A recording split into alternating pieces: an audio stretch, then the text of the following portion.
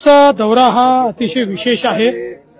पहिल्यांदा अहेरी गर्देवाडा या बसचं 75 वर्षानंतर बस चालू झालेली आहे, त्याचं उद्घाटन मी केलेलं आहे।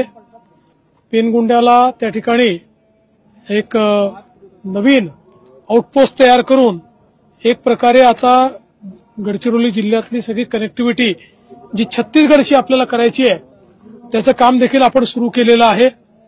विशेषतः आपल्याला कल्पना आहे की ज्या भागामध्ये माओवाद्यांचा मोठ्या प्रमाणात डॉमिनन्स होता, आता तिथे आपला डॉमिनन्स तयार झालेला आहे आणि सगळ्या प्रकारे लोकांनी माओवादाला नाकारलेला आहे।